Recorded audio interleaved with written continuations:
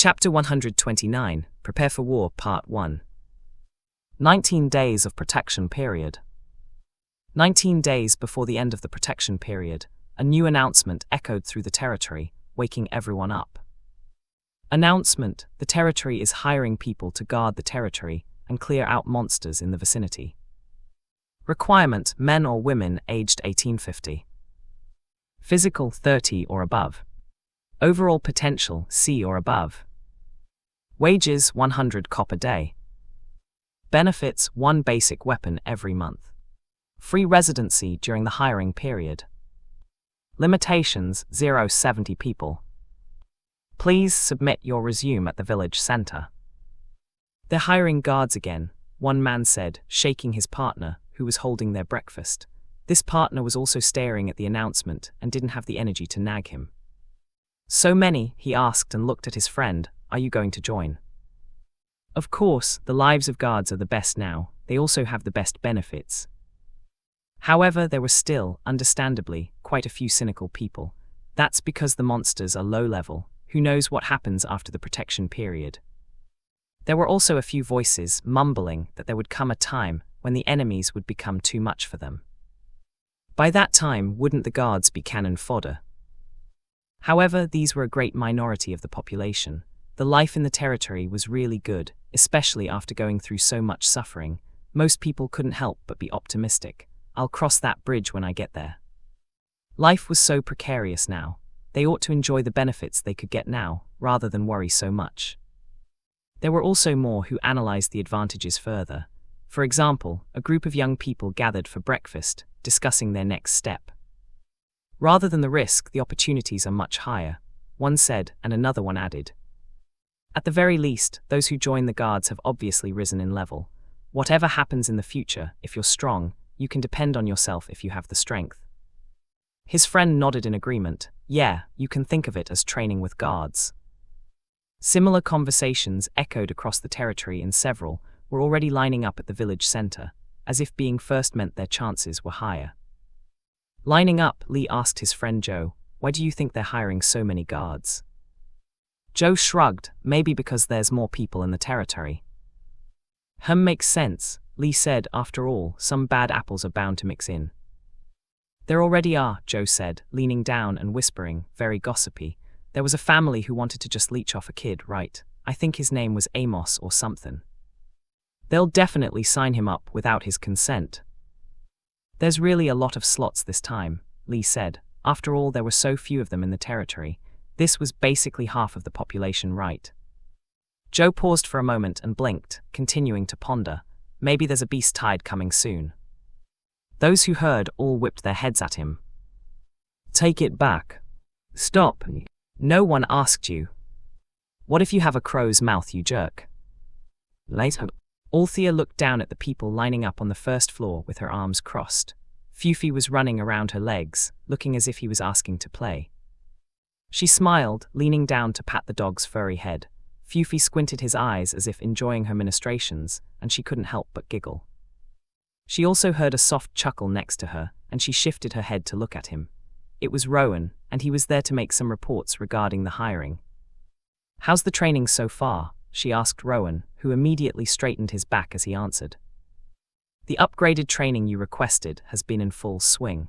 Drake has been using your hometown's training of the body and mind, and I think it is quite effective. Especially if people don't develop elements in the end, the soldiers should still do well." Althea didn't ask about the elements yet, because she heard she had to be level 10 to even feel its presence. She had too much on her plate now to be curious about a not-so-near future. What's Drake's level now? He had stabilized at the peak of level 4. If he keeps it up, he should hit level 5 within a few days. Althea nodded. What about you? She asked. Rowan was a level D NPC. For fighter-type NPC, level D NPCs generally ranged from level 15 to 30. I'm at level 16, my lord. Althea nodded, thinking of her own level. In fact, she did not dare train herself and kept herself in the middle of level 5, because she didn't know if the level 2 monsters during the tide were because the territory was upgrading to level 2, or because the Lord was level 2. And also, she was too far along in her pregnancy. Premature birth in this place was much too risky. But she needed to be ready for an attack of level 5 monsters, just in case. In their guard team, except for Rowan and Drake, the rest were level 2s or 3s. There were also a number of citizens in their level 3s. Maury, she needed to do more. Woof woof. I can help. She took a closer look at this pet she had been ignoring. Fortunately, the kids were there, and they loved to play with him, otherwise she'd be very guilty. Pet stats. Name, Fufi. Age 2. Level 3, 6651, 0000. Life, 1310, 1500. Spirit, 1321, 500. Physical, 111. Agility, 126. Defense, 94. Mana, 300. Skills. Active Investigation, D. Passive, none. Elemental Affinity, Earth. Titles, none. Overall rank, Fufi had been stuck at level 3 for a while now. Part of it was because none of the team had been coming to train and hunt much the past week, and the other was that pets seemed to have a markedly higher experience requirement for the upgrade. However, their base stats became a lot higher as they leveled up. She smiled and booped the dog's nose, and turned her head to look at Rowan again. I have a favor to ask of you. Chapter 130, Prepare for War Part 2. Rowan's red eyes blinked a bit before he nodded passionately. Anything, my lord. I'm sure you've seen Fufi, Althea said, pointing at the smiling dog with a wildly wagging tail next to her. Unconsciously, Rowan smiled at the creature. Yes, I have indeed seen Fufi, my lord, he said. He often runs around the territory and follows us when we're doing rounds. He had never encountered such a cute little battle pet before, though it seemed the lord was treating him as the children's playmate instead. I need you to take him during your rounds. You can also ask Drake to help you out on this. She told him. His level had gone stagnant the past few days, and I feel sorry for him. Yes, my lord, he said, really feeling an honor to watch over the lord's pet. Also, looking at the good boy's smiling face, Rowan looked a little forward to it. Pets were different from beasts, as they had some intelligence and empathy. They were also very, very rare. They were bred from animals that hadn't changed hundreds of years prior. These animals were divided into domesticated meat, as food sources or pets. And although the pet was weak, he had never seen a pet so smart. As expected of the lord, even the pet was amazing. Alone on the second floor of the village center, Althea took the time to peruse through the list of applicants for the guards, which had been pouring non-stop since the announcement was made. After about half an hour, Althea chose the next 140 people to be on the shortlist for guards. Except for 2 people, all level 3s had officially joined the guard team. She would forward this list to both Rowan and Drake to determine through interview which ones to keep. After all, she was no soldier, and it would be a pity to lose talents by pretending to know the field. After the manpower, the next point of concern was the equipment. Ideally, they'd find a way to go way beyond the standard level E weapons and armor. Even if death was unavoidable in wars, she wanted to do her best to keep it to the minimum that it could get. She opened her tab and sent a message to Brenda and Clutch, asking them to come to the second floor. As they entered, their atmosphere was a little grim, no doubt knowing the implications of her mass hiring of new guards. Everyone looked at each other with serious expressions. You may have noticed something, she said, and the other 2 nodded. We're upgrading soon, Clutch said, and Brenda nodded, looking at the lord with a worried expression. Brenda knew of the lord's plan, and, looking at her face, this seemed to be forced. Mandatory upgrade is required 100 hours after the qualification. She sighed, answering Brenda's question. And I had wanted to dominate the level 1 villages, she mumbled in regret. Pity. Of course, this was also a fair rule, keeping cheating territories like hers from taking advantage of loopholes. Now we can only prepare. You don't have to stress yourself too much, my lord, Brenda said, comforting. Only level 2 mobs should attack our territory. The walls and sentries are strong enough. Hearing this, Althea's shoulders slumped a little in relaxation. However, it didn't last long. The reason why hoarders were hoarders was because of their instinct to take everything needed in case of a rainy day. Similarly, she'd rather be super overprepared than be underprepared. How's the upgraded weapons going? We're in our finalization stage. He should be finished with the missing detailed drawings. You should hire him as an apprentice. Brenda nodded with a bright smile, happy to have the same thought process as the Lord. Indeed, that is what I did. He had just accepted, in fact, so he's working really hard in the workshop. Clutch looked at her with envy. She not only had a weaponry store, but also a reliable helper. Would the Lord dislike him for his lack of productivity? He ought to look for apprentices as well. Clutch, the Lord's voice instantaneously brought him back to the present. Then he saw her hand over 2 earthenware bottles. He opened them to smell the contents. Plants. This is plant extract taken from amory and glucose. Try experimenting with different rations and mix them with your shields. Plants, my lord. Clutch had never heard of this done before. Althea nodded and continued with her explanation. One plant could help harden any surface, while the other makes it more flexible and could have a reflective function. It was unfortunate she only had the time to rummage through the warehouse the day prior, otherwise he'd have more time to prepare. Hearing this, Clutch couldn't help but feel agitated. Plants could do so much. Indeed, what if he could combine it successfully with his armors? More importantly, Clutch looked extremely honored to be partnering with the Lord for a project. Although he had no idea how to combine plants with his work. At this thought, he felt nervous. What if he failed? Ask Eugene for advice, he should be able to guide you. Thank you, my lord. Althea nodded, her eyes sparkling a little, looking forward to their products. I'll leave it up to you. The two stood up and bowed. Yes, my lord. That night, Althea was drinking her tea, the relaxing type, because she really couldn't rest at all. She patted her large belly and they were not moving, very peaceful. She smiled. At least her Barbies were sleeping well. She was smiling and imagining how her Barbies would look in the future, when the countdown for the mandatory upgrade finally turned 0. The air changed a little, a milder version of how it was when she activated the Lord token. Because most people were sleeping, they did not notice the change in the atmosphere, but she and the NPCs definitely did. Congratulations for reaching level 2. Rewards plus 5000 wood, plus 3000 stone, plus 3000 gold, plus 2 building slots. Her pretty eyebrows rose in surprise. Hey, no wonder others were so hyped to level up. Chapter 131, Level Up. 19 days of protection period. Althea's emerald eyes stared at the many notifications that appeared in front of her. Her fingers paused when the final message appeared.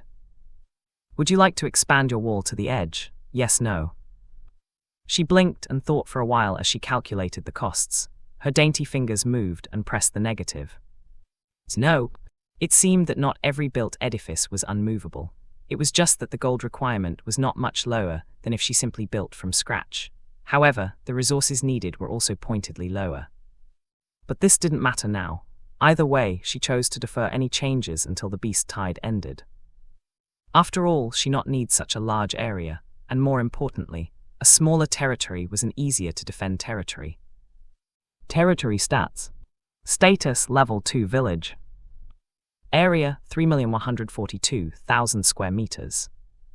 Residents 159, 27 permanent, 131 temporary. Total population 404. Base resources. Wood 7821,0000. Stone 4758,000. Money 11,522 gold, 98,663 silver, 46,407 copper.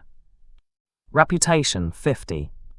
Buildings Village Center LV2, Weaponry Shop LV1, Defensive Wall LV3, Warehouse LV1, Farm LV1. Bonus Building Custom Building. Building Slots 5-7 plus 1. It was beautiful. She looked at the resources with satisfaction. Although it had a long way to go, if she wasn't building anything, it should be enough. During beast tides, she could refill the health of the walls as she saw fit, and she wanted to make sure she had more than enough resources to fill it up, even if it was on the verge of destruction. She called on an advanced NPC meeting again, treating the NPCs as consultants prior to choosing anything that consumed a building slot. She observed the NPCs as they entered one by one. She suddenly called them in the middle of the night, but there was no sign of complaints. "My lord," they bowed as she entered the lounge, and her green eyes observed the setup of the meeting area. There was already food in front, prepared by Harold and Sheila. She knew very well the appeal of their food to the NPCs, and she was willing to give this benefit. Of course, if she had coffee, she'd prefer it at this time for everyone else, and hot cocoa for herself. She really missed those hot beverages. When she arrived, everyone had been waiting there and were now relatively casual. They could now eat the snacks and sip their tea without being worried of being thrown in the blacklist for impertinence.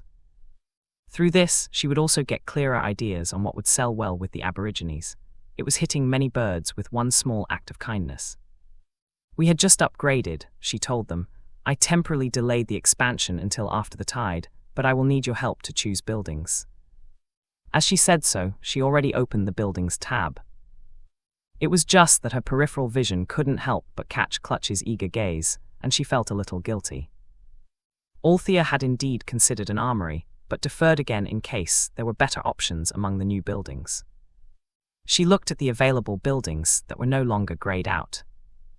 In the residential tab there were 2 new housing types, but they were really just a bit bigger than the previous. Very uncreative. Did the locals not pay attention to where they were living, or was the system hyping up the ultra-expensive options by low comparison? For commercial buildings, only new food stores were lit up. One store selling fruits, another store selling dried foods, and one fruit juice shop that served both hot and cold drinks. The last one seemed interesting, but she naturally didn't choose it. She had already seen a couple of stores who probably made better drinks than this. There were no potion houses or any medical-related facilities available at her level. There were also no new buildings regarding equipment either, and the armory remained unchosen. But there was a new building tab named Luxuries. Inside, 2 new buildings were available for purchase. One was called the Lighthouse, defined to be tall tower lit up to guide people, as well as serve as supporting lighting for a territory. It was set to light up at night, and lit up an area with 100-meter radius, for a certain amount of wood every day. Althea was very curious what kind of light was used there. It was Oslo who answered her inquiry. "It is perennial fire, my lord, and it simply consumes a bit of wood every day to maintain." She nodded, understanding the charm of this. The nights here was quite dark. It was only because they had 2 moons that there was still a bit of visibility. She could see the advantage of this in terms of population as well, especially for a territory like hers set up in the middle of nowhere. And it would also look good, and the function was practical, but it was something that could be done on their own for a much, much lower cost. The other luxury building was a bathhouse, with the function similar to an ancient civilization back in Terran. It also came with automatic heating and cooling functions. Luxury bathhouse LV1 automatically redirects water and produces various temperature pools: extreme hot, very hot, lukewarm, cool, cold, freezing. Must be placed near a water source with 200 tons of water a year. Automatic cleaning and reuse function. Note: water is not potable. Cost: 300 wood, 500 stone, 500 gold. She stared at the special note, though, that the water here was non-potable. Perhaps the energy needed to heat or cool the water will somehow turn the water non-potable. Anyway, a few tons of water a year wasn't much for her who had mountain springs and rivers in the territory. But more than the lighthouse, she actually considered this more. She had not forgotten about the once every year or two climate disaster that could last weeks, if not a month. At that time, wouldn't a good bath in hot cold water actually start saving lives? Chapter 132, Level 2 Village Buildings. Regardless of potability, she seriously considered the bathhouse. Automatic heating and cooling was not just a luxury, but in times of extreme weather conditions, it could save lives. The NPCs mentioned that once a year or two there will be a major climate change, and there had never been an exception thus far. Sometimes it was extreme heat, which had such soldering heat that could kill people if they stayed out for too long. Sometimes it was the extreme cold, where people could lose a finger after staying outside for half an hour. Even if the construction team was about to complete the basic utilities, wherein they could redirect water from the sources, other changes were not practical at this time. Changing temperatures would be an energy-consuming endeavor, and they might not be able to do it fast enough to rescue lives. She silently tagged this as a building for consideration. Next was the production tabs, which contained 4 new buildings: Lumber House, Quarry Ice House, and something called Goo Goo Bird House. The first 2 just increased harvest and efficiency of transforming resources into usable products. The Ice House was another one for serious consideration. It would have been better if water from the bathhouse was potable, then she wouldn't even need to consider this. However, if the freezing water from the bathhouse was cold enough, perhaps it would be enough to create ice from another source. It would be even better if they found saltpeter. The last one, based on the description, was basically a chicken coop. It increased the fertility of Goo Goo birds by 20%. Sounded good if she knew what Goo Goo birds were. This time it was Brenda who spoke up. It's a relatively common bird, especially in the eastern and southern regions. I am not sure where the territory is, but based on the temperature, there should be some nearby. It is recognized as the best source of bird meat because of the amount of meat in each one and their strong fecundity. Brenda wrinkled her nose. In retrospect, the meat was tasteless, but it is very filling. Clutch added, their level cap is also level 3, though most of them are in level 2s, and were thus easier to domesticate than others. Althea nodded in understanding. She decided that after the tide, she would send out missions to capture these things alive. If it was really common, a few people should have encountered it before. After a thought, she dismissed all the buildings in this tab, already formulating ways they could build them on their own. For the infrastructure tab, there was one addition, but it was very essential, especially for others. Well, LV1 produces a fixed amount of 5 tons of water per day. Can be built continuously. Cost 100 wood, 100 stone, 50 gold per well. This could be a bit costly. In Terran, the optimal water consumption per person was 100 liters a day. That was the comfortable amount, with 2 to 3 liters a day needed to barely survive. If people didn't save much, the well could only serve a few scores of people every day. That was to say, for a single well to serve an entire territory, which had thousands and thousands of residents, people would have to make do with a liter or 2 a day, at best, assuming only a few wells would be built. However, this was not her concern, as she had plenty of water sources already integrated into the territory. In the defense tab, there were 2 buildings that caught her attention. Barracks LV1 trains soldiers to positions according to their aptitudes: vanguard, infantry, cavalry, etc. Cost 100 wood, 200 stone, 100 gold. Training hall allows users to simulate fights with archived monsters, races, and other entities with maximum realism.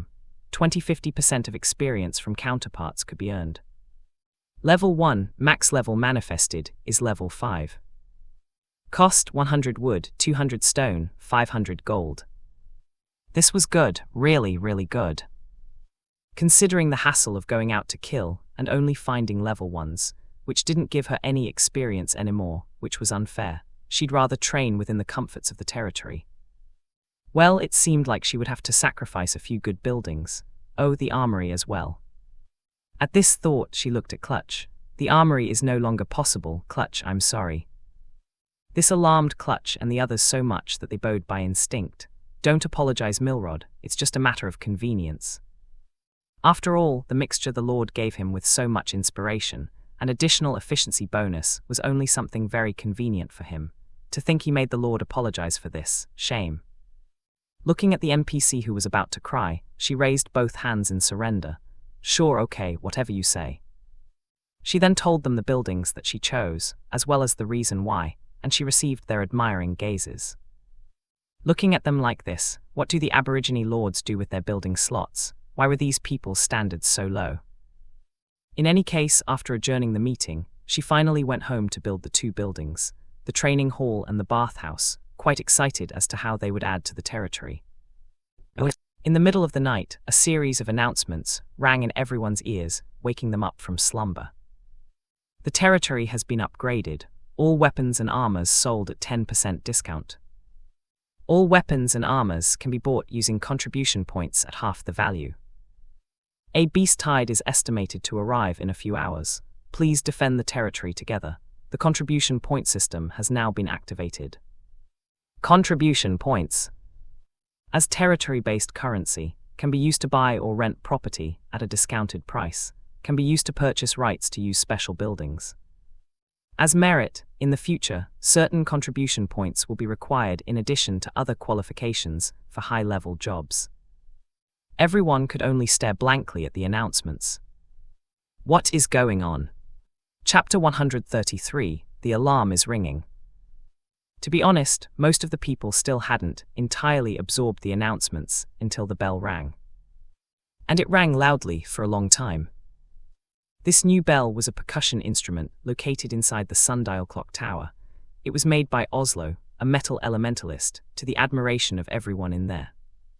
From the NPCs, they knew materializing metal that would stay materialized was extremely difficult, and it took Oslo several days just to complete the tiny bell 1/2 meter in height. However, thanks to Eugene's ingenious design and shape, a small bell could still be heard a kilometer away, and perhaps even further. It was announced to ring twice a day, at 07:00:00 during dawn and at 21:00:00 at dusk. Except for emergencies. In particular, attacks on the territory. Seriously, a man sat up from his bed, waking up his dozen roommates in the territory from their days. "I told you they hired guards for a reason," he said. Another one sobbed out of nowhere. "Oh my God, am I going to be a refugee again?" Lee rolled his eyes. "Don't compare the old territory to Althea. Whether or not it has a lord or it is system-made, it's many times more reassuring than the old one, okay? What do we do? Fight, of course, didn't you see? Contributions. We basically get twice the amount of coins. There are discounts for the equipment as well. If we buy with contribution points, the discount is even larger. The guards are strong, the weakest one is level 2. Don't you remember how the sentry towers saved our lives so easily? How could you be afraid? Our territory is awesome, not like those weak chickens. The beast tide is nothing. Let's go, let's go." Similar conversations were heard across the territory. There were some voices of fear and worry, but no one was blind. They had seen how steadily the territory developed. A territory that could give a sense of security inevitably gave people a sense of belonging. In the end, more and more people went out and bought weapons and armor, surprising the NPCs. "The people here are very optimistic," Clutch said with a smile that he had followed the Lord's advice to hire someone to handle the sales. Brenda did the same. "Fortunately, I have been working overtime with my apprentice." "Did you finish that special weapon of yours?" "Yes, the best is that he is testing it with his friends. He is very eager to make contributions," she said, not realizing how big and shy her smile was. Clutch's seasoned eyes saw it though, but he didn't say anything. They should go with the flow. He then looked at the food shops and stalls that popped up since the grocery store opened. They were now open again in the middle of the night, ready to provide food for the defenders and make some money along the way.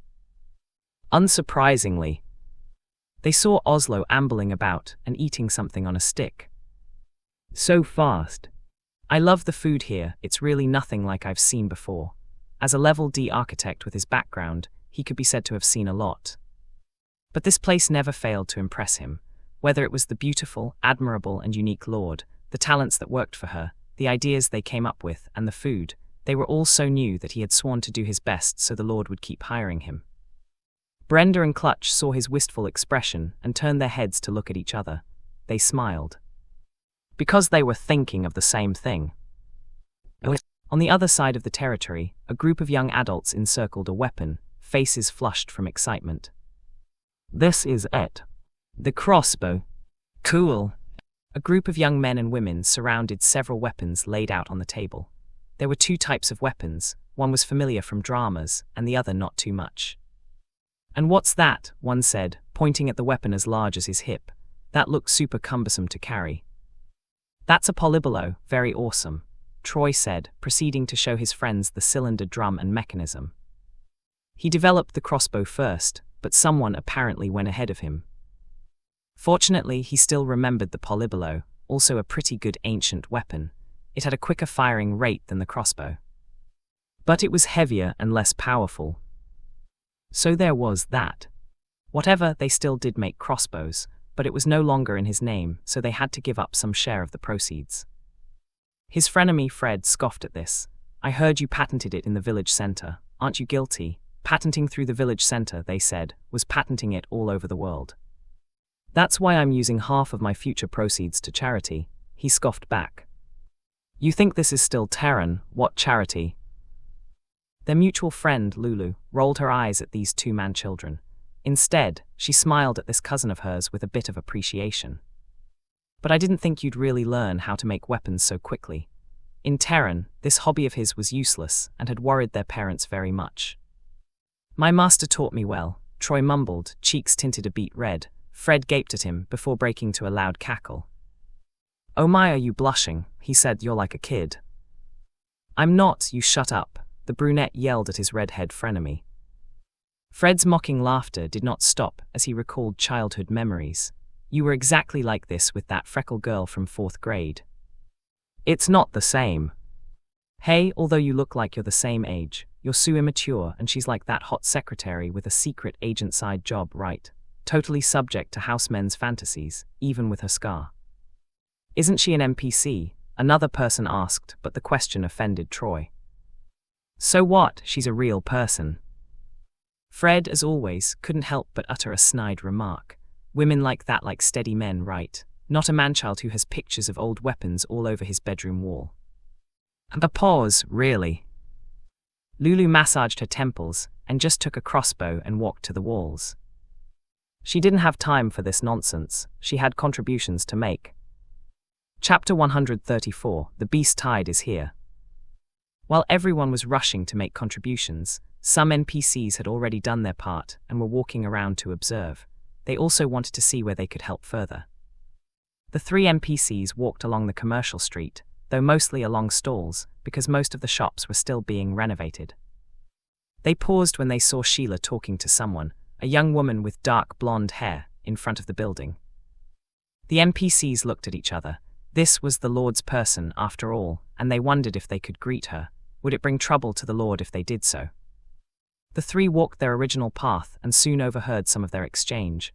Lily, the clinic will be opened now, Sheila said. Be prepared for emergencies.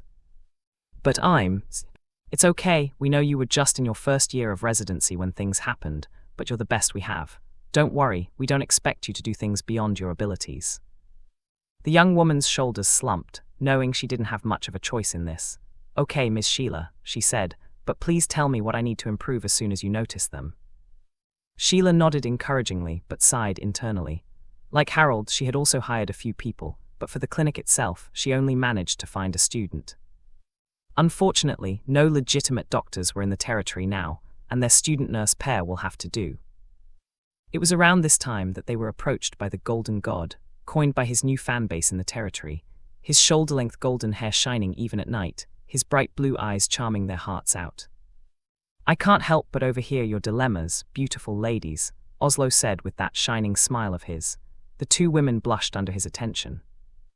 It's no problem, we're just a little nervous. It's our first war after all.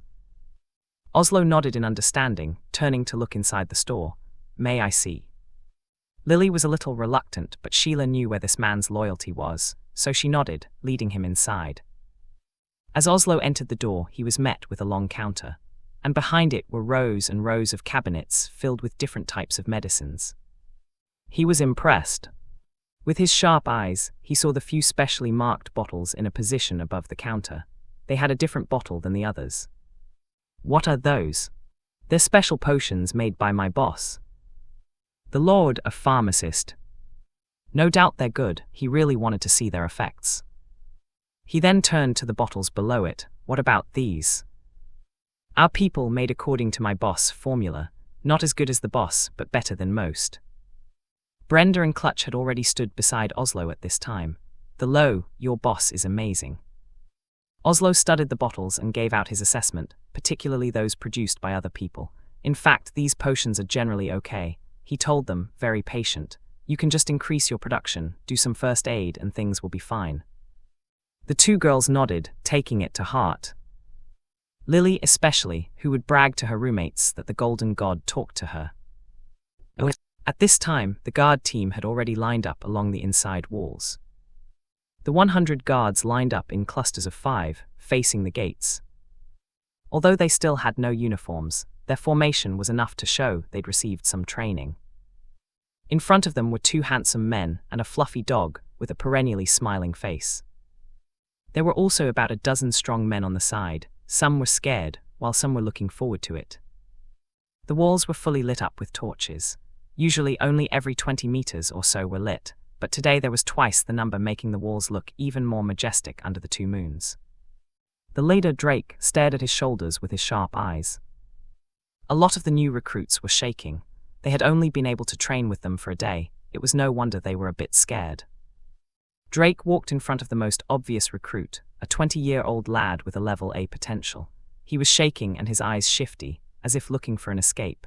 However, he saw the boy's determined eyes and knew he may have misunderstood. His name was Amos, a dark-skinned lad with a medium build but very high potential. "You are shaking too much, are you scared?" he asked. "Do you regret joining the guard team?" "No sir, no, these are shivers of excitement, sir." Drake's eyebrows rose and his lips twitched, but he didn't show any other changes on his face. Instead, he simply made a nod of agreement. "Then keep that energy. We'll be going out the gates when the beast wave arrives." "What?" The others also couldn't help but look at him in shock, and he shook his head. "Don't worry, we have already set up a meter-high temporary barrier a few meters from the walls. It will allow us to kill monsters with better efficacy." Looking at many still anxious faces around him, he frowned. "Don't you believe in the strength of the territory?" Drake paused and looked at everyone, and the soldiers felt he was looking at each one of them. Slowly, as they remembered that their backing, their Ultra village, the terror subsided somehow. "Remember, you are guards of this territory. Even if you are scared, you must face it. If you falter, what about the people behind?" A lot of them still had relatives inside the territory. At least for them, they could not falter.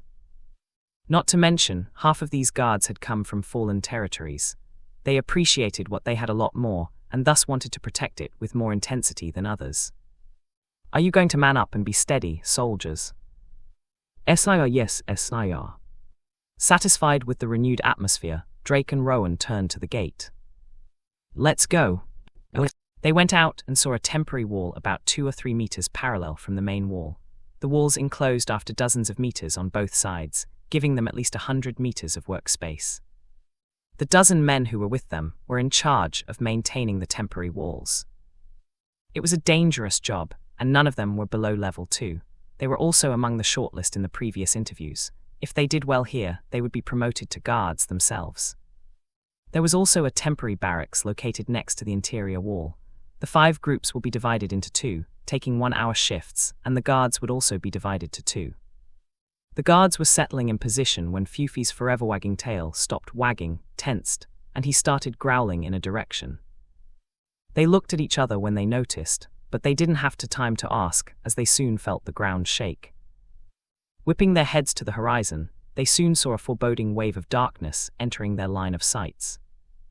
They gulped, a mixture of nerves and excitement filling their veins. "They're here."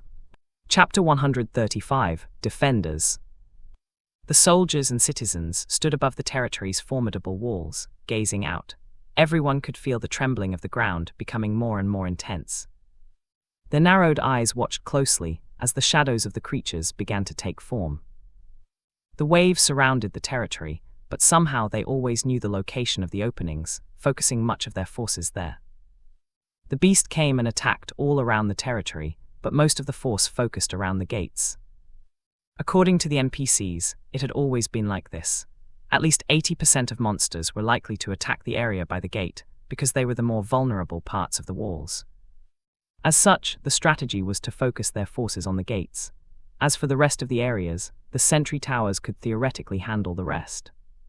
Of course, the territory also encouraged the citizens to take a look at these areas as well, just in case. Anyway, the number of enemies here was few and controlled, and with the sentry's assistance, should be easily managed by civilians. Back to the southwest gate, the archers formed a line of defense and raised their bows, ready to rain arrows down the monsters below. In order to avoid accidentally hitting allies, archers were instructed to let it rain only at certain distances. The citizens who wanted to fight also joined in. Some bravely stood outside with the guards, while those who preferred long-range attacks stood on the wall. Troy and his friends were one of these people. Not only did they have crossbows, but also his polybolo, and they were sure to contribute the most in the long-range fights. The trembling of the ground intensified, heralding a horde of monstrously ugly creatures, aiming to massacre all those behind the wall. From the depth of the darkness, the formation of terrifying figures emerged, grotesque forms and hungry eyes bringing terror to most people's hearts. They watched with both fear and anticipation as the black wave got close enough to see their forms. There were various types of monsters, different sizes, colors, and appearance, but all ferocious and extremely stimulated. Not too long ago, the same people standing may have trembled in fear if they saw this sight. Some may even cry, but not anymore. For the people of Althea, these monsters presented new possibilities, not only death and injury. The first wave of monsters surged forward, the tide threatening to consume the outer walls and those that defended it. Drake waited for the monsters to reach the zone of the sentries. "Ready," he yelled, as the close combat warriors stood, ready to fight those that got past the sentries and reached the temporary outer wall where they stood. "Fight," he yelled a resounding battle cry, and the warriors charged on the monsters, using the temporary fence as support. Clash of iron, wood, and flesh soon resounded on the battlefield. The warriors struck down the creatures they drew near and spearmen thrusted, keeping the monsters at bay. A level 2 fence wasn't much if left undefended, but when it was, it would still last a while. They killed hundreds of monsters this way, and everyone was cheering. Of course, it was only a temporary wall, and there weren't too many defenders. The sheer quantity of monsters was too big, and monsters would inevitably pass through. At the sight of the monsters slowly trickling inside to the main wall, Drake raised his hand. Fire. The archers drew their bows, and volleys of arrows soared through the sky. It rained down on the monsters. Although their skins were tough, the sheer quantity of arrows was enough to cause them significant damage. The best of which was Tony's party, with their more powerful weapons, and they harvested low-level monsters with relative ease. It was really amazing. After all, they heard even guns had limited effects on monsters level 3 and above, so even if the mob was level 2, they didn't think the effect would be so big. From this, one could see the magic of the weapons maker occupation. Troy's eyes glistened, wanting to trigger it as well. "Good shot," Lulu yelled at her cousin, who managed to hit a monster straight to the eye, killing it immediately. Troy grinned smugly, but his face transformed to one of annoyance a second later. He glared at a direction. "Don't waste the arrows, damn you," he yelled at Fred, who used 5 crossbow arrows but only hit their tough skins. Lulu's eyes twitched. "Shut up," she yelled, making the two flinch in terror. In fact, since these two men hit 25 years old, they had indeed matured, except when they were with each other. It was as if when meeting up with childhood friends, one inevitably returned to how they were at that point in time. "Focus on the fight, damn it." "Yes." And the two worked out their differences and began to shoot at the monsters again. Fortunately, the polybolos were also powerful enough to actually cause damage, and they did kill the monsters in the end. Volleys and volleys of arrows rained down on the monsters right below the wall, with the short-range fighters fighting it from the rear, as well as defending against those up front. There were thousands of monsters. Monsters were hit, a few fell, but not enough to take most of them down. The creatures lunged relentlessly against the wall, arrows sticking in their bodies, unstoppable and wild regardless of how many arrows were embedded into their bodies. It was as if they were unable to feel pain. Perhaps in their brainless minds, they truly did not feel pain. However, the number of monsters were large compared to the 100 people in the area. Even if they had a lot of weapons and defensive tactics, it was inevitable for the fight to take a toll. Fortunately, the pharmacy opened in the nick of time, and most of them had handy medicines in their space. They fought for many minutes on end. Eventually, fatigue threatened to wear them down, but they didn't yield. Warriors stood their ground against these beasts, especially the close-range fighters, who took the most tiring task. Together, the long-ranged and close-ranged fighters fought valiantly, and they were not losing despite the large discrepancy in numbers. This was a feat because people generally couldn't handle monsters one-to-one. It could be said that the territory truly prepared well for this battle. Unfortunately, the holes in the defense still became bigger and bigger in the end, until openings were formed. "Ah, Lee, watch out," Joe yelled at his narrow-eyed friend, trying to get to him. He stabbed the monster with all his strength, but it seemed he wasn't going to make it. Tears formed in his eyes as he could see losing another one of his friends. However, the gruesome scene he envisioned did not happen as a tall firewall appeared, saving the man's life and burning the enemy. The monsters nearby roared in pain as they tried to kill the fire that stuck to them. At the same time, they were brainless monsters, and a lot still tried to go through, burning themselves. It was a gruesome scene. To the eyes of the Terrans, though, the sight of the fire and the burning enemies brightened their eyes. Amazing. Chapter 136, NPCs in Action. The Lord specifically told them to let the people experience the dangers of the mobs first before making a move. While it was difficult, the people nevertheless didn't fail to impress them. "Are you all right?" Rowan asked, and the soldiers stood up amazed but quickly gathered themselves. "Thanks," he said and jumped back to battle. The people on the wall, though, were not so calm. "Oh my god, is that a firewall? So cool. I heard when you reach level 10, there's a 10% chance you could awaken an element. Just 10, then it is not guaranteed even if you have the affinity in the stats bar." "I don't know." However, the discussion was cut short by Rowan's valiant display of abilities. He let out a fire whip, dealing with a handful of monsters almost immediately, and the warriors only needed to hit them once and they'd die. He made sure not to kill them, leaving them to the others. The Lord told them this was an event to strengthen the people. Besides, he didn't get any experience or copper from these weaklings at all, because people could not get anything from monsters lower than 5 levels from their own. This happened several times, and the soldiers below received a lot of experience from getting the last kills. Goodness, so cool. I wish they made a move sooner. Focus, are you here to watch or to help? Oh, right.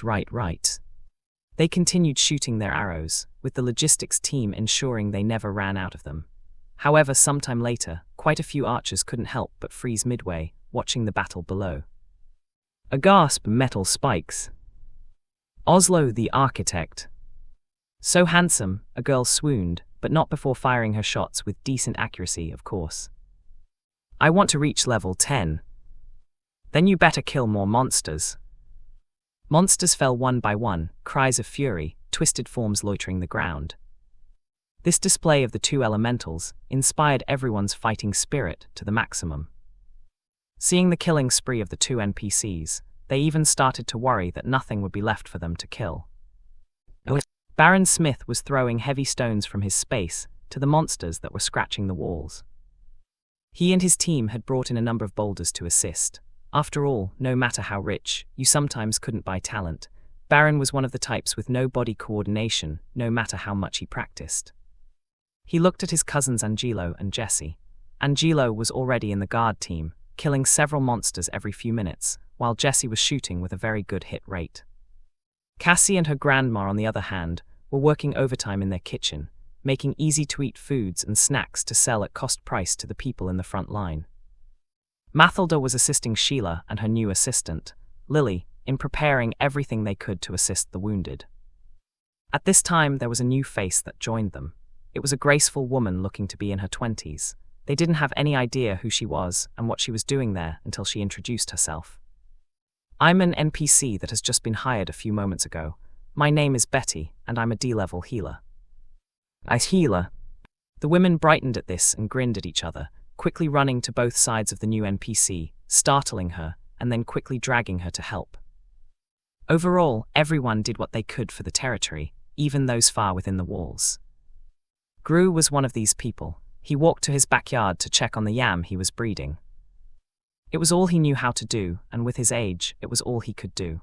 At the very least, he could help provide the food that would give everyone the strength they needed to fight the enemies.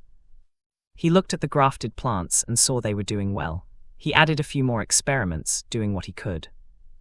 What he didn't expect was the sudden ding in his head. "Congratulations, occupation confirmed, farmer."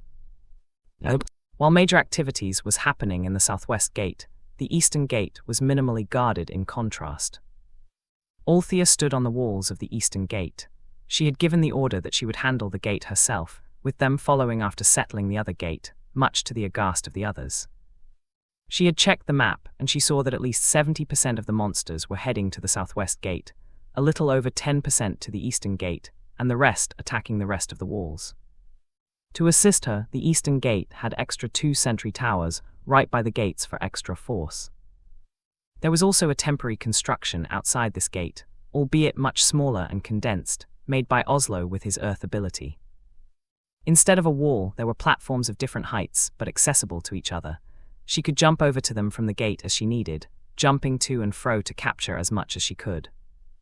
These were all temporary, though, as a limitation of Oslo's ability, but she reckoned the fight shouldn't last longer than a day.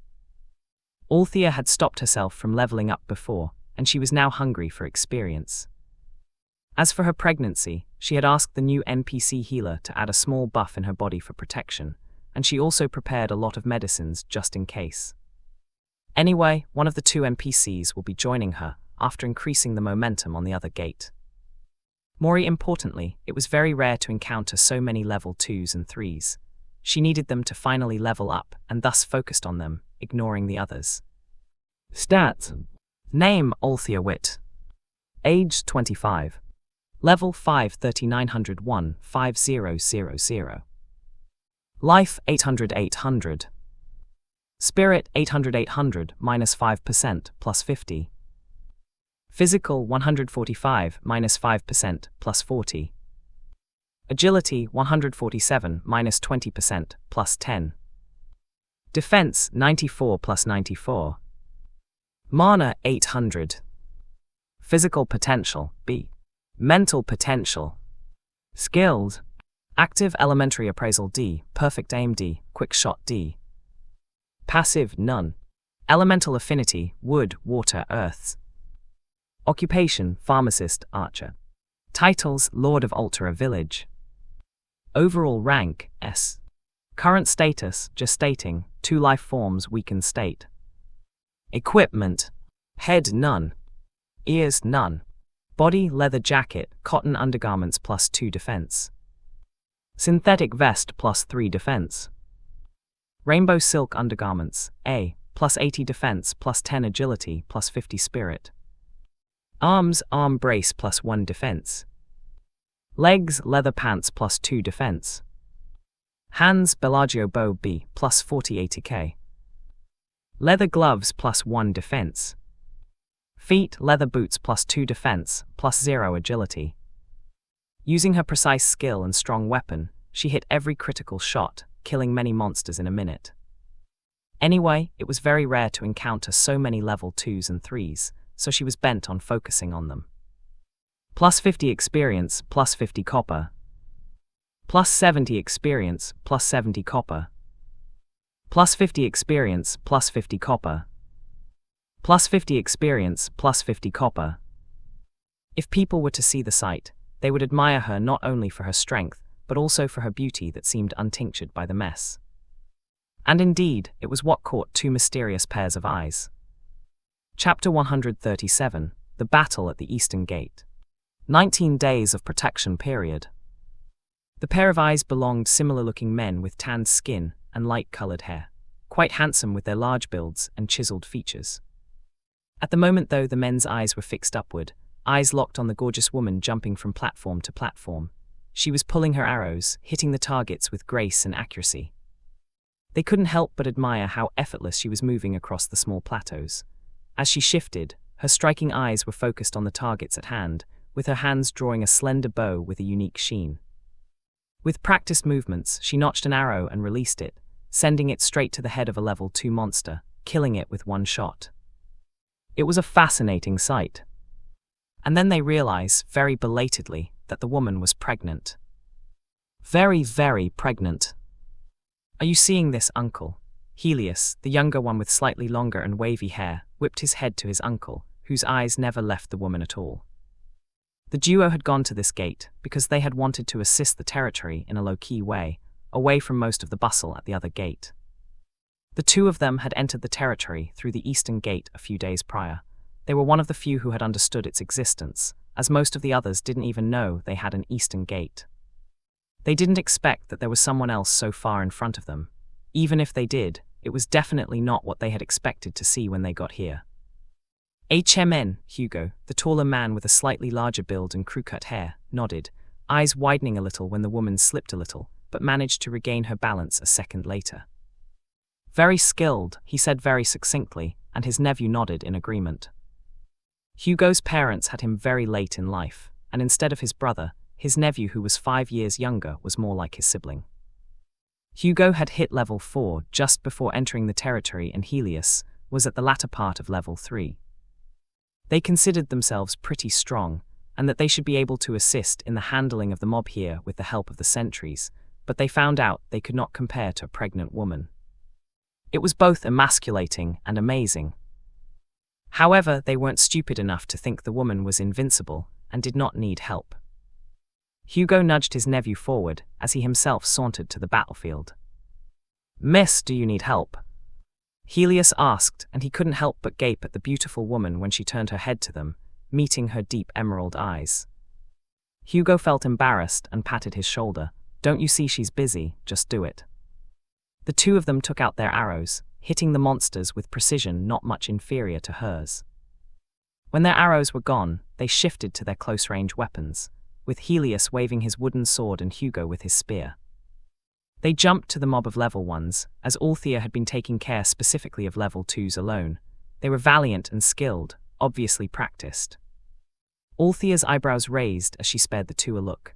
She remembered them, as she had asked Harold to find out the owners of a couple of names that interested her.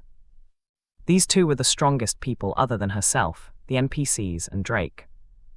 She had hoped they would join the guards, and was a bit disappointed when she didn't see their applications. If they didn't want to join the guards, she had wondered how to keep them to serve the territory, especially now when she saw them taking on a mob by themselves. In any case, Althea assisted the duo with her shots, even if the monsters no longer gave her any experience, earning their appreciative nods many times. This went on for about an hour, and they soon felt their spirits reaching the red line. Even if the monsters were just level 2 at the worst, the three of them dealt with several hundreds of monsters after all. Even with their level, it was extremely cumbersome, not to mention, all the medicine they stocked up was now gone. Althea noticed this, as they had already begun getting relatively serious injuries without making any attempts to heal them. She took out 2 personalized bottles from the space. "Here, take it," she said, throwing it to their palms with accuracy.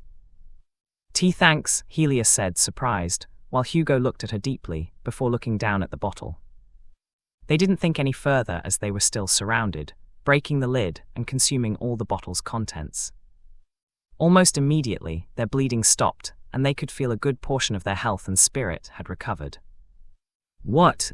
The pair were amazed by the effects of the medicine. This was better than what they got from the new pharmacy, and they couldn't help but give the woman another look as they slashed away. However, they were being mobbed by monsters, and didn't have the time to dwell on her mysteries, even for another second. Another hour passed, and the effects of the medicine had soon been used up. Fortunately, one of the NPCs, the architect, arrived and spikes of metals appeared, skewering the monsters around them. The handsome blonde's eyes never left the woman on the elevated platform, eyes filled with worry. Judging by his sweat, he definitely rushed to get here. "Myla, Ms. Althea, you're a pregnant woman, you should take a rest," he said, while sending out spikes to deal with the monsters nearby. Althea, who was really starting to feel the pregnancy symptoms, nodded in agreement. She jumped to the safety of the walls and watched Oslo deal with much of the remaining mobs. From the corner of her eye, she watched as Oslo dealt with the majority of the monsters, at the same time giving the 2 other men the final kill, inspiring them to keep attacking even when their health and spirit had entered dangerous levels. One of them, the younger one, even leveled up to level 4. And Althea felt a little jealous. When would she be able to upgrade? Chapter 138, Level 6. Althea felt she was very, very close to upgrading. With the level of the mobs outside the Beast Tide, it may take her a while to upgrade if she let this chance pass. After all, for some reason, she couldn't get experience from level 1s anymore when she was only level 5. This was a mystery even to the NPCs, as she should still be able to get some experience until she was level 6. When else would she be able to see so many level 2s together? Not for a long time, right? Not when she couldn't travel too far away due to her pregnancy anymore. With this thought, she looked at her stats. Name, Althea Witt. Age, 25. Level 5, 13,961, 5000. Life, 12800. Spirit, 143,800, minus 5%, plus 50. Physical, 145, minus 5%, plus 40. Agility, 147, minus 20%, plus 10. Defense, 94 plus 94.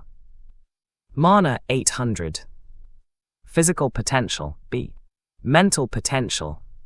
Skills, active elementary appraisal D, perfect aim D, quick shot D. Passive, none. Elemental affinity, wood, water, earths. Occupation, pharmacist, archer.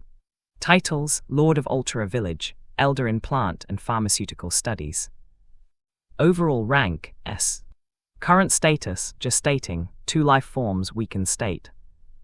Seeing there were only a few monsters away from an upgrade, she couldn't help but frown.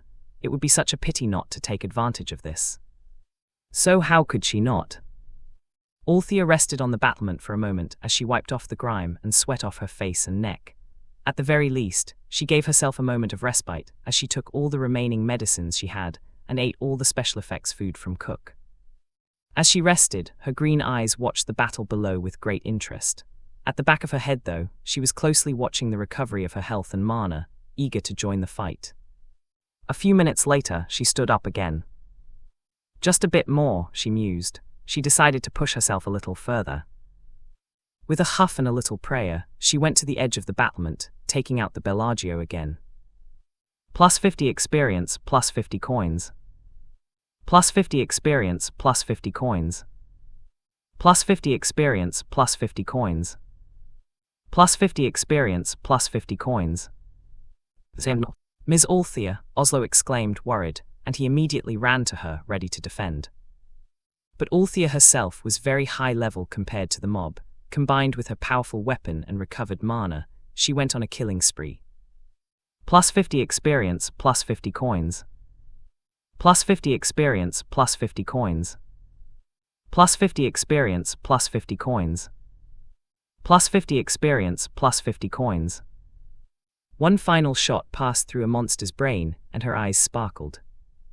Finally, plus 50 experience, plus 50 coins. Congratulations for upgrading to level 6. Yes. However, before she could feel happy, she suddenly felt a sharp pain in her stomach. It felt like she was being torn apart. Her legs lost their strength and she lost balance. "My lord," Oslo yelled, sprinting to catch her. She landed safely in his arms, and he paled as he saw her in extreme pain. What was happening? He was about to run inside when he heard a scream beside him. Helios, the man behind, yelled, running to his nephew. Oslo frowned and saw the 2 men were also at their limits. It wouldn't do to leave suddenly, as the Lord would feel sad if a citizen died. With sharp eyes, he looked at the 2 men. "Take her to the infirmary," he yelled at them. "I can handle these things myself." The 2 nodded and ran at the woman with worried expressions. It was Hugo who was faster and quickly brought her up to his arms. The 2 ran frantically to the temporary infirmary near the southwest gate. The nurses and medical professionals took them in like any other until they saw who it was, and everyone became flustered. When Sheila and the others saw who was in her arms, their hearts dropped. "Boss." Immediately they placed Althea in the bed. Sheila immediately took her, trying to figure out what happened. Her head whipped to the 2 haggard men with a deep frown. "Speak, what happened?" Neither Hugo nor Helios could answer well. She had gone on a killing spree, but she didn't show any signs of losing health or spirit at all. It was Betty who spoke, trying to calm the situation. "She has no serious injury, but her water broke." "What?" "She's not even 9 months pregnant," Sheila said, confused, although technically she should only be about 7 months in. "What?" Hugo asked, his eyes following the flurry of activity in front of him. "What does that mean?" The change, it accelerated the growth of the children. She shook her head, knowing this was not the time to discuss this. What happened this time? It was Eugene who cut the atmosphere, dark-colored eyes looking at Althea. She upgraded, he told them. As someone with very high observation skills, he noticed some changes in her aura. She upgraded 6 levels since then, Betty asked as she quickly used her ability to stabilize her, giving Lily and Sheila time to prepare the tools. Betty didn't know how to deal with the mystery either, but she knew how to handle the emergency at hand. She immediately asked the nurses to prepare a room, who ran immediately to prepare for the suffering woman on the bed. Even Sheila, whose body was automatically working in a flurry, was sobbing a little as she did so. While these was all being prepared, Althea, covered in sweat and pale in bloodlessness, finally couldn't hold back the intense pain anymore. Body feeling like it was being pulled on all directions, she let out a toe-knurling scream, piercing everyone's hearts. Thousands of miles away, Garen whipped his head to a direction, feeling an unprecedented sense of dread. His heart clenched and his blood turned cold. Without thinking, his feet moved as he sprinted to the direction of the fog. He ignored the surprised yells of his subordinates and just ran there, using all his strength. Faster, faster. As he ran closer, the horrid feeling intensified, and he couldn't help but let out a heart-wrenching roar. Chapter 139, Children. City G, 7 months ago. A sunny mid-morning in one of the country's most premier tourist cities, a very eye-catching couple held hands as they walked along the beautifully green street. The weather that morning was excellent, the temperature was cool and the breeze was refreshing. Most importantly, they finally got to spend some time with each other. It has been a while since they've gone out for the sake of a walk. Garen's deep azure eyes turned to his wife, her hands entwined with his. Her attention was fixed on looking around the new city. She was the embodiment of an avid sightseer, her emerald eyes dilated occasionally, mouth parting a little when she saw something of interest, very curious and very cute. Garen felt guilty of not being able to give her this as often as he'd like. Althea always liked to explore and go to new places, and yet he couldn't give it to her. He raised their hands and kissed her palm, cerulean eyes looking at her gorgeous emerald ones with apology and love. He always told himself it was for a stable future for their family, but a huge part of him felt he kept missing important things. If only he could divide himself, he would. She blinked under his hot stare and mouthed, "What?" But instead of answering, he just smiled and shook his head. He simply raised her hand and placed the back of her hand against his lips. Althea's eyebrows rose, curious, and her free hand found his stomach, knowing he had a ticklish spot there. He flinched as his lips twitched. This made her giggle and continue to attack him, thinking she could get him to tell her of his thoughts. In fact, Garen did not have a ticklish spot at all, at least not after puberty, as his body was trained very thoroughly to not have many weaknesses. However, he was sure to play along with his wife every time. Garen pretended to flinch so he could pull his wife flush onto him, making her gasp. His eyes darkened and he leaned down, ready to capture her lips. Before the two could go on an all-out PDA, however, the laughter of children approaching caught their attention. They were 5 children, very cute, and they were playing and laughing, oblivious to the world outside their own. They were so adorable that the very sight of them placed a smile on her face. But as one ran in their direction, trying to escape the it in their game of tag, he did not notice that there was a tile slightly ajar. Althea saw it though, and she immediately looked worried at the sight. "Oh no, watch out," she uttered out. It was too late and the child fell down near them. Althea quickly got out of Garen's grasp and she leaned down to help him up. His playmates also arrived next to them, standing up next to the fallen child. The children gaped at her as she patted the dust off their cartoon jumpsuits. "Are you okay?" she asked, voice very gentle and soothing. "Yes, thank you, beautiful Sister Tilda," one child said. "Thank you, beautiful Sister Tilda," the others repeated.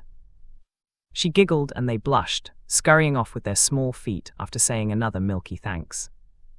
Althea didn't notice how her eyes warmed. What lovely children. A voice sounded beside her. "You will make a good mother," he said as he placed his huge hand behind her waist. She chuckled as she returned to his embrace, also returning the compliment. "And you will make a good father." At this, he looked unsure, showing a rare silly expression on his face, making Althea's lips twitch in both amusement and a little melancholic. "Oh, stop doubting, you'll make a great father," she repeated. "You forget how you were when Ansel and I were growing up." She touched his chiseled chin with her soft hands. Not many big brothers can be so patient. Garen still looked unsure. He didn't have a father figure growing up, as he was already grown up when he was adopted, joining the cadets shortly after. He really wasn't confident that he would be a good father. "If they look like you," he mumbled after some thought. Althea rolled her eyes, but Garen's eyes brightened as imagery of his words popped inside his head. Garen immediately began to see them with children. It was a lovely sight, and his heart warmed just thinking about it. It wasn't that he hadn't imagined it before. He had already had an image of their family the moment he realized his feelings for her weren't platonic. However, the images had never been so concrete, likely because subconsciously he had been afraid that they wouldn't come true. But when the happy image passed by, he was carrying adorable daughters that looked exactly like his precious wife. A breath of warm air in the cold winds surrounded his body. "Then shall we try?" he asked, bringing her to him. How lovely would it be to create life with their own bodies? Further, with a child to accompany her, she would also have more pieces of him when he's away. She giggled, Garen's eyes brightened at her agreement, and he almost carried her back to their hotel. And they did create a life that night, still two of them. Altera Village, present. They immediately transferred Althea to the clinic, with as much speed and care as they could give her. At this time, they already had wheeled hospital beds, and Sheila pushed the bed to the operation area. Although the clinic had not yet opened officially, everything was already installed, cleaned, and settled. The clinic occupied 4 units, and was large enough to serve twice the current population. For ease of movement, the emergency area was entirely on the ground floor, and they gently placed Althea in the outermost room. "HNMMNN," Althea groaned out as she gritted her teeth. Her whole body was drenched with sweat. Her eyebrows were furrowed deeply, her face red from pain, and her eyes threatening to pour out tears. She had not made another noise after that one heartbreaking scream, and the sight of her silent endurance was even more heartbreaking, especially for her team. Although pregnant, Althea had always been their anchor. Now that she appeared so vulnerable and was suffering like this, they all felt unbalanced and in pain. Lily came back after disinfecting everything. Disinfectants were something not yet developed with local materials, although it was an ongoing study by Althea herself. Lily happened to have alcohol in her space, and it was the last bottle. They had asked Oslo to make some tools with his ability. Although metal abilities were limited to black iron and could only last a few hours, it was better than nothing. Anyway, they wouldn't insert the tools inside the wounds. Ideally, Althea will give birth naturally. Their current conditions just couldn't support a cesarean section. If it was a cesarean section, then there was really no guarantee. The news placed a heavy weight in everyone's heart, terrified of what could happen to the bright, intelligent, beautiful woman that they knew. Sheila and the others closed their eyes and held their hands, praying for her to be okay. Chapter 140, Birth. The medical women stayed in the room to guide Althea through her birth, while the rest waited in the lobby restlessly. Oslo was walking back and forth outside of the room. Harold's feet were continuously tapping, while Eugene was scratching his scalp too often. It was hard to watch. With a sigh, Mathilda spoke up. "Althea is a strong woman, she'll be fine." "Will she be really okay? Premature birth at this place?" Everyone paled at the unspoken thoughts, and they all looked at the locked door with eyes filled with concern. Although they were outsiders, Helios couldn't help but add, "A few days ago I was on the verge of dying. My wounds were bleeding non-stop, some of my innards could be seen." They stared at him, as if wanting to see his point. "I upgraded, and now I'm fine." The team stared at him, wondering what he was blabbering on about. Mathilda, who had known Althea for many years, and had an instinct for her abilities, was relatively calmer and helped him out. It meant the upgrade alone could guarantee her life. This made them relax a little, but their worried expressions didn't subside. In the end, Harold sighed. "No one noticed?" he asked, feeling incredibly guilty. They lived together, but none of them saw it. Were they too busy that they ignored such details? What kind of teammates were they? Mathilda shook her head, stopping such negative thoughts from permeating.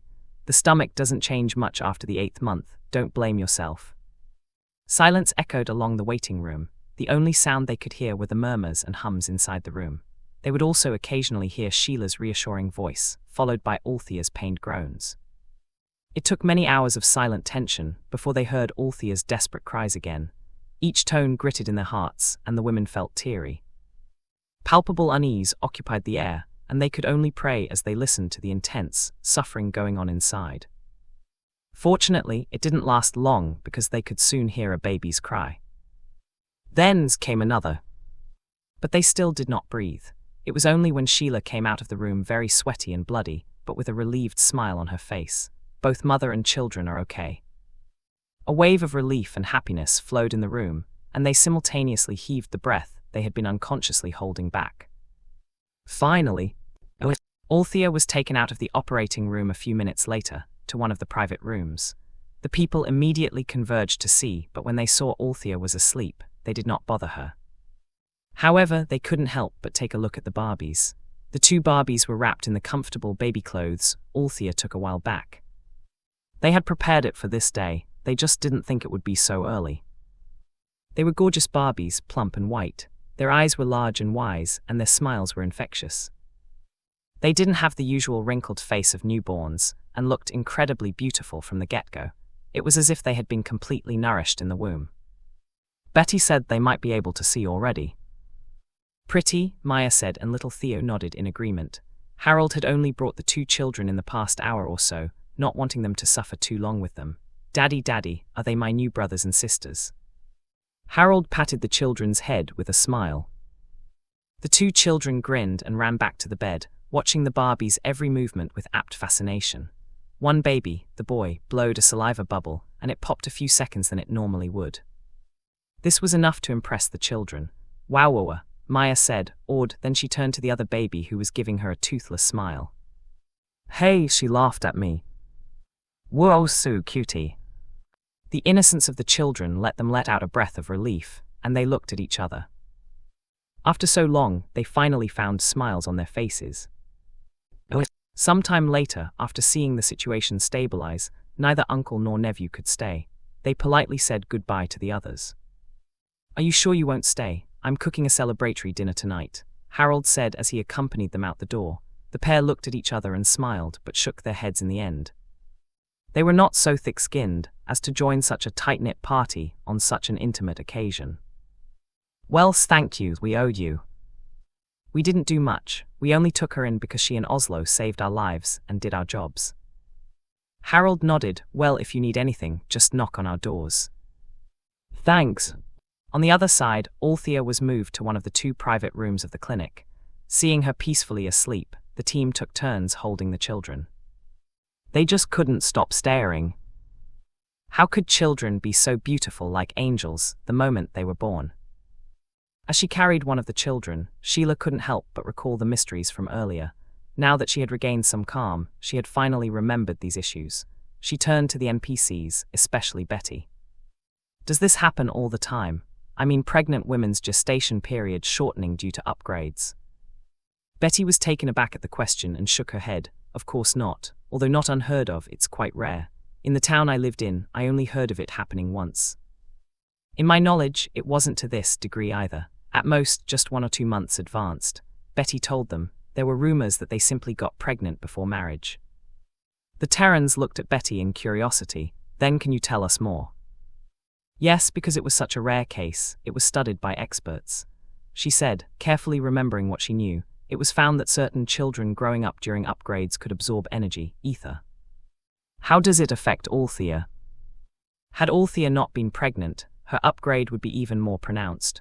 Not in terms of level, because experience gained from monsters is constant, but in attributes.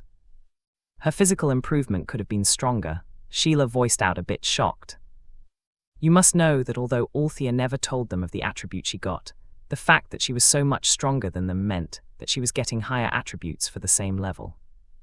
Are there conditions when this happens? The cases are too few to make a conclusion. However, there is a hypothesis. The case from my old town was the case of the Lord's daughter, who was a rare, talented woman. She got married to one of the princes of Holt City, a known genius in his generation.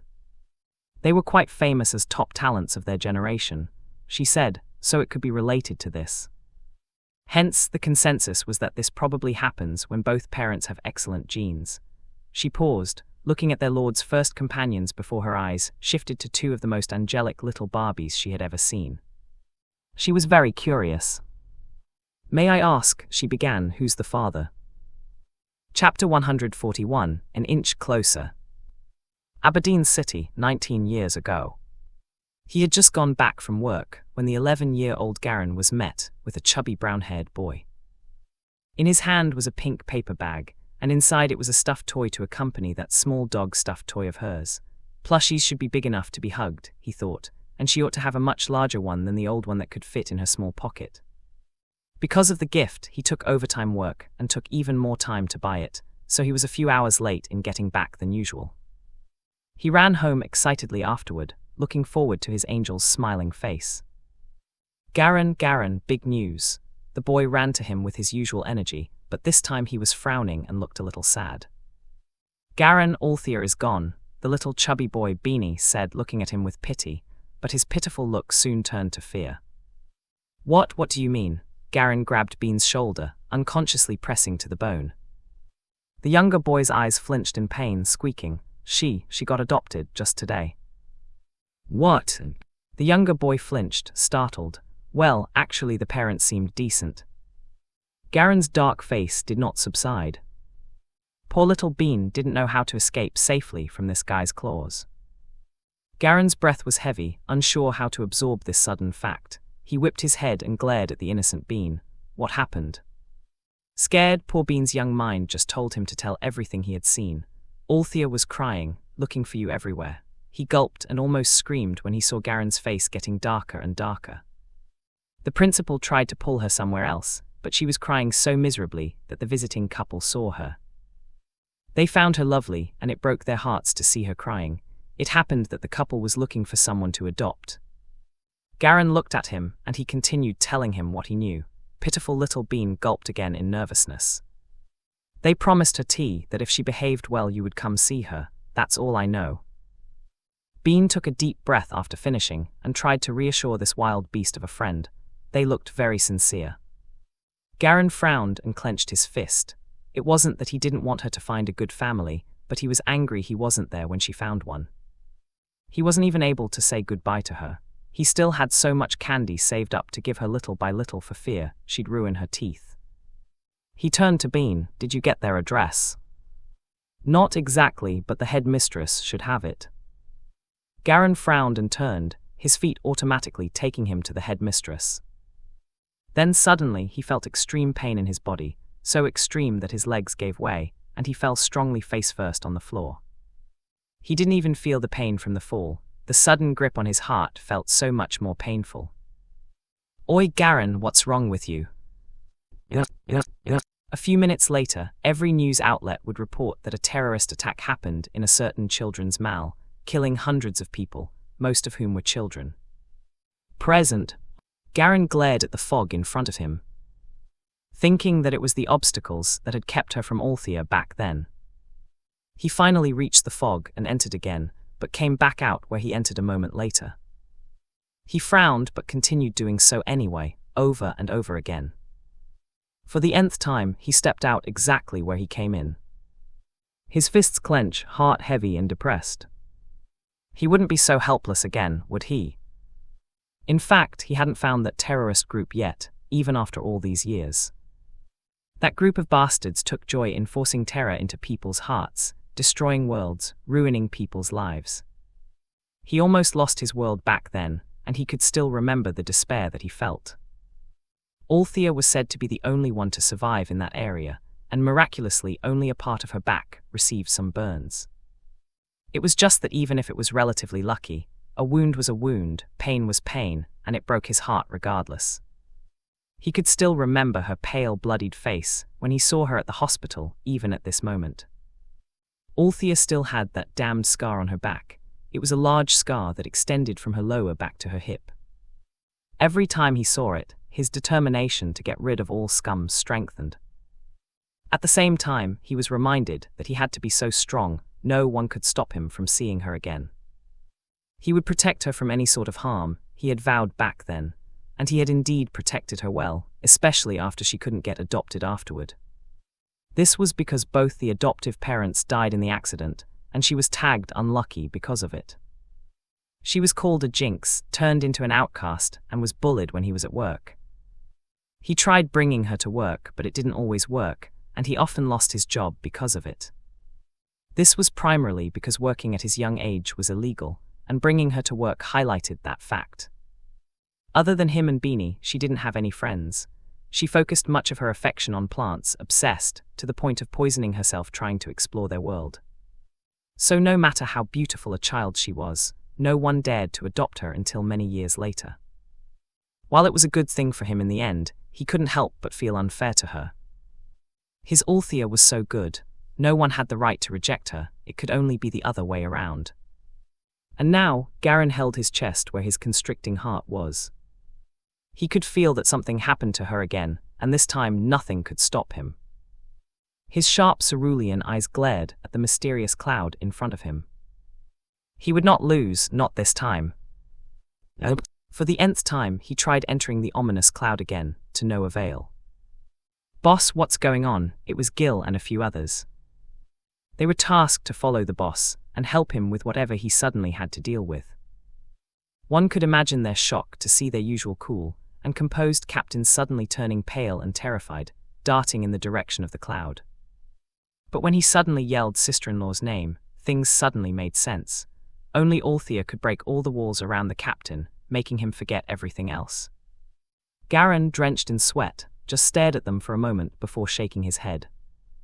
"Go away," he said, "this has nothing to do with you." "But Captain..."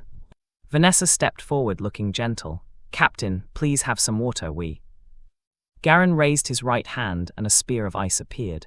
He quickly threw it into the fog, but a second later it turned back to him. Swish! He avoided it, but there was now a line of blood on his cheek. "Boss, are you okay?" Garen unceremoniously wiped the blood and looked at his soldiers seriously. "You can see that the cloud is returning my attacks, right? Still want to stand there?" Later. Seeing them unmoving, Garen sighed. "I'm just trying to get inside in advance. It's my personal effort and has nothing to do with the team. You being here won't help me." He paused. "There's no need to waste your time here. I am enough." He didn't know if more people would affect his work negatively, and he'd rather not risk it. Gil and the others looked at each other, reluctantly nodded, and stood several meters away to safety. Garen saw that they were far enough, and this time raised his hand to produce metal. He tried sending spikes, but this time he avoided them with ease. Then he produced much smaller metals, like pellets. His metal element, unlike the black iron of others, was closer to steel. It could also last longer. If it was small enough and he used all his strength, he could even conjure a small piece of metal that wouldn't disintegrate afterwards. It was what he used to make Althea's space stone accessory. It was very strong, superior to the stainless steel found in Terran. Similarly, these pellets were such things. He threw them inside the fog, but unfortunately, they all came back to attack him in turn. He frowned, trying a few more things until he determined continuing to do so was pointless. Giving up on using his ability, he just went in the fog over and over and over again. Over and over. And over and over until the bright sky revealed the two moons. Boss. What is it? I won't stop, he said, but Gil's eyes were bright.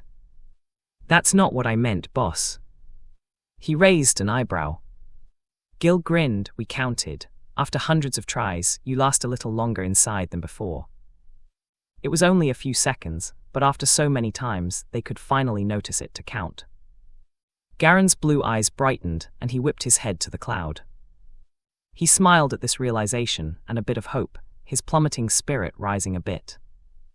Immediately he darted back in, and again and again. It didn't matter how small it was, as long as he was getting closer. Every 1/10 of an inch taken was still a 1/10 of an inch closer. I'm coming, Althea, please be all right. Chapter 142, Recovery. Aberdeen City, 2 years ago. That bastard, the beautiful Althea uncharacteristically cursed out loud, voice cracking from crying, talking to no one in particular. That jerk ran out during their honeymoon, and he came back all broken. And she couldn't even hit him. All kinds of violent thoughts ran through Althea's brain, all while both of her hands were busy wiping her tears and snot. The middle-aged woman beside her smiled and patted her head, not calling her out for her duplicity. "Dear child, he's going to be all right." Althea's red eyes stared at the older woman, filled with sadness. "Mother, he..." Not knowing what to say, she just buried her head to the older woman's shoulder. Why does he do this to himself? Isn't it nice to just play peacefully here, with me?" "Dear child, you know very well what kind of person Garen is," she said, continuing to comfort the young woman. She gently patted the girl's head, not minding how wet her shirt was becoming. "However, I know for certain that you mean the most to him," she told Althea, "and he wouldn't want you to be so sad." Althea lifted her head and looked at her bitterly. He should stop getting himself killed then. She swore she wouldn't talk to him until he swore never to get hurt again. When they were called to the ICU because the patient was awake, only Alicia came in. Althea stepped back and just watched his damned pitiful self in the bed. Mother and Garen exchanged a few words for a little while, and Althea whipped her head to look away when the two looked over the door in her direction. Soon, the older woman left the room to give space to the couple. Seeing that Althea was not taking a step into the threshold, Alicia smiled and gently pushed her in, to the latter's chagrin. Althea did not meet the man's smiling eyes. She refused to. Still angry, he asked gently, a smile on his face. "Jerk still had the heart to smile, seeing me like this, eh? Jerk, jerk, jerk." "Don't be angry, I'll be in pain, you see, ouch." Then he flinched, looking in pain. Althea also flinched, but with clenched fists she did not turn her head to him, trying very hard not to budge. Garen smiled, finding it cute.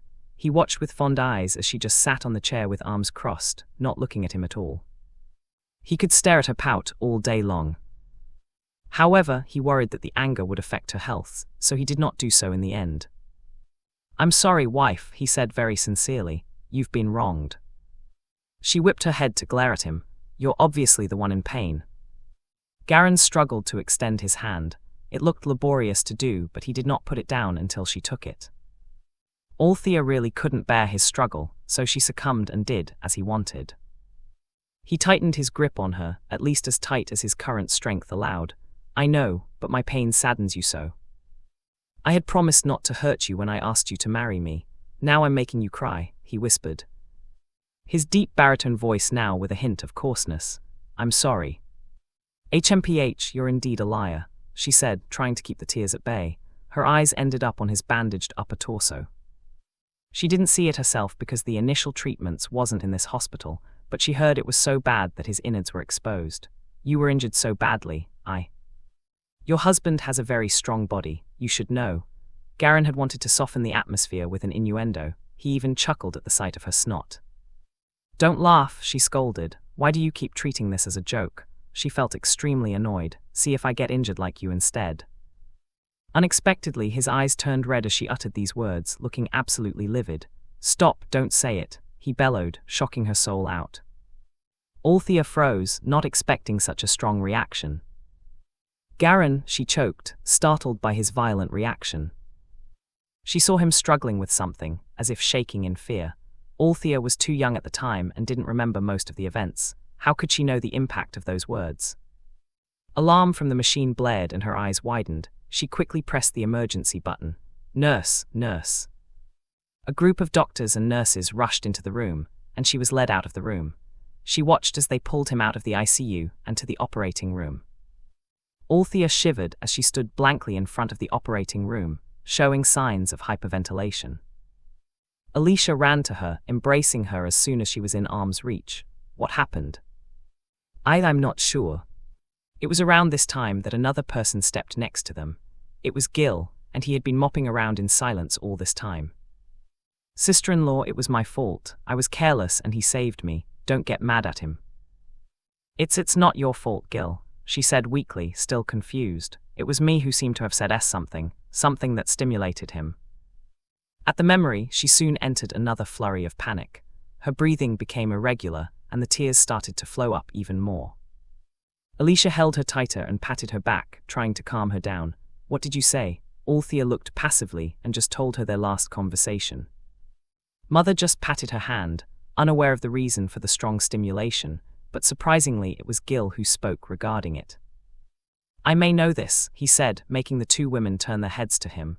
"When we were drinking, he told me about a terrorist group he'd been tracking for years." He paused, looking at Althea. "What is this group? What does it have to do with this?" Gil pursed his lips. "It seemed that you got into a life-threatening accident as a child because of them. It was an open scar, and I feel that one of his major motivations as a soldier was to get rid of this particular scum." Althea pursed her lips, her long eyelashes feathered over her green eyes, trying to hold back a new set of tears. For hours after that, she only looked at the operating room door with a blank face. Even with the turbulent emotions brewing inside her, none of it showed in her face anymore, and no one disturbed her thoughts. Her deep emerald eyes looked at the red light of the operating room with deep determination. That day, she swore that he would never see her hurt, ever. 17 days of protection period. Althea opened her eyes to see an unfamiliar wooden ceiling. Her body felt like it was hit by a log and proceeded to be rolled on by it. "Ooh," she mumbled, her hand habitually creeping to her stomach to feel her Barbies, but she froze as she did so. Why was it flat? Her eyes widened immediately and sat up by instinct, but the movement was so sudden that she felt dizzy, her back falling on the bed again. It took a moment of staring blankly into the wooden ceiling, but eventually the reality of everything that happened finally dawned on her. It was about this time that the door slid open, revealing a young-looking woman with dark blonde hair entering with a wooden tray, likely containing her medicine. The woman, whom she recognized as the newest NPC Betty, placed the tray on the table before turning to look at her. She blinked, startled at seeing her awake, before she broke into a relieved smile. "You're awake, my lord," she said, turning to the medicine to hand it over to her. "Betty," Althea uttered weakly, looking around the room. Where were her Barbies? Betty saw this and explained. "The others should be coming back soon," she said. "They often stay here after working hours," Betty said. After so many days, Betty still couldn't help but marvel at the concept of working hours, and she felt a bit amused when she used it herself. As for the children, she paused, smiling, and stood up. She went out of the room without saying another word, and a moment later, she and Lily came in carrying 2 children. Even just seeing them from afar, Althea was filled with warmth and love. The closer they got, it felt as she was swimming in hot springs. They were tiny little balls of cuteness, wrapped in differing colors of silk cloth she managed to hoard back in Terran. So soft and adorable to look at, and she couldn't wait but hold them in her arms. The baby boy had her emerald orbs, and the little girl inherited her father's cerulean eyes. Both were equally very beautiful. The Barbies raised their heads at the same time, and her green eyes met the largest and loveliest eyes in the universe. They gave her simultaneous toothless grin and giggles, and her heart felt like it melted into a puddle. Just like that, she felt her whole body and her soul recovered.